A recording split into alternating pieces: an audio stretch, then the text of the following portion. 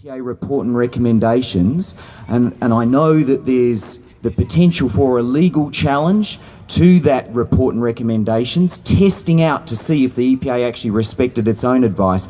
But the real kick in the guts was when Albert Jacob ignored some of the key advice in that report and recommendations, especially around the replanting of areas like seagrass meadows, ignored that and turned it around and tried to just glibly say, oh, I'm tweaking the timeline so that the developer can get an easier run, so that the developer doesn't have to prove that they can have a seagrass meadow of, I think, 11 hectares re-established before they're allowed to proceed with the project. So let's be very clear about it. It's the current Barnett Liberal government with the current Environment Minister, Albert Jacob, who is responsible for the current state of affairs with the approval that is in place. And Labor, we're very concerned about what's going on with the sound. We're concerned about the proposal. We were prepared to accept what the EPA was recommending, but we've got grave concerns. And Mark McGowan, and he sends his apologies today, he's otherwise engaged at one of these Metronet forums to talk about public transport development. Mark, he is your local member for this area. He would have liked to have been here, but he's not, and he did especially ask me to say to you that he is opposed to canal developments. He wants that to be fully understood, opposed to canal developments. Do you want Scott to go next or Rachel? But when you're the local member, you do realise there are other issues as well that you've got to look at. And one key one for this area of Rockingham is the high level of unemployment, especially amongst young people.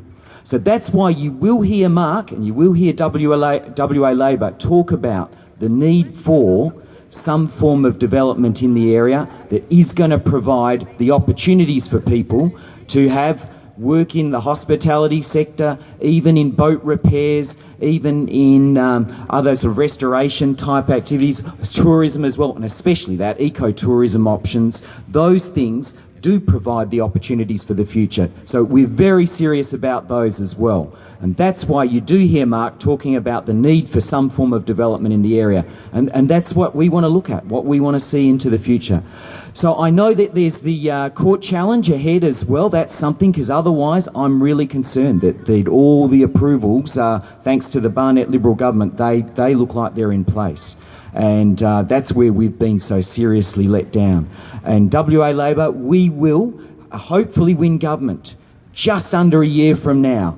And the way to win, for us to win government, to be able to possibly change things, is by having the majority of seats in our 59-member Legislative Assembly. We've got to win at least 30 seats. So that's something that all of you can help us with, by making sure that we're the next state government and that we can then look at whatever has emerged about the doubtfulness of the EPA assessment and then take that to some sort of review of the whole state of affairs. But I do have to be clear about it. On the MRS amendment, where do you stand on that? That's not behind us. I have to be clear about it. We are supporting some level of development in the area, and that's it.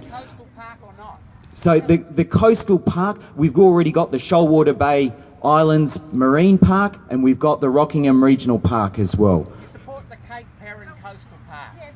This is the George Burns concept? Yes. Look, I don't know that if It's been talked about for years.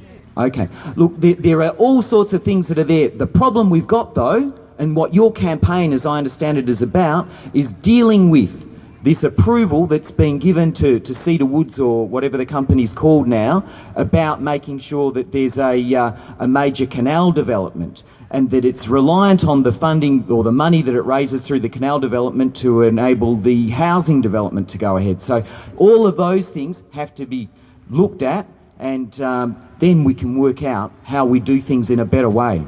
The Labor Party threw in 250,000. Alana Martina, she kicked it off. Well, I don't know about the history prior to 2008 and my coming into Parliament. That's when I came in. 250,000, I've got no knowledge of that at all. And I don't know if it's productive for us to argue in the sun across a 20-metre cricket pitch divide. Look, it's probably better that we have a private discussion or an ongoing discussion, but I don't want to hold people who may not want to be part of an ongoing argument in the sun right now.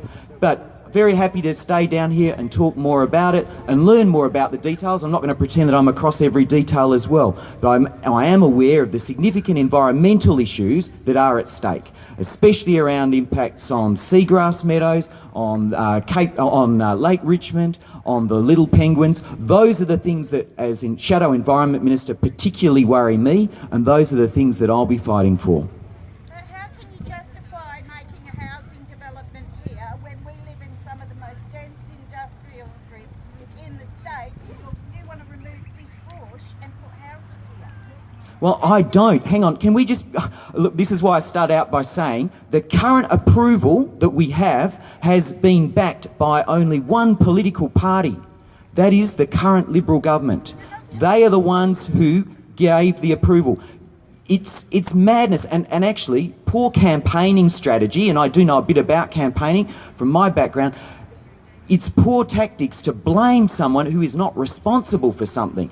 The current decision is solely the responsibility of Albert Jacob as the Minister and the Barnett Liberal government.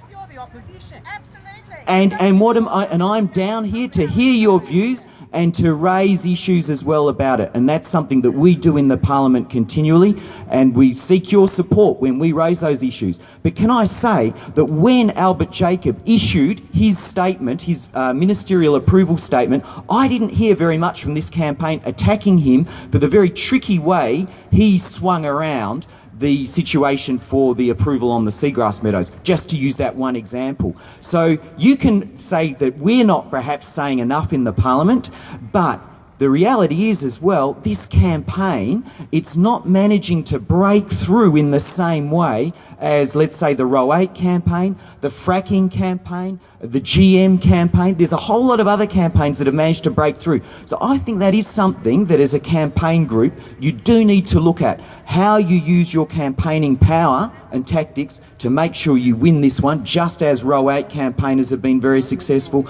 just as those campaigning against shale gas fracking have been successful, and on a whole number of other areas as well.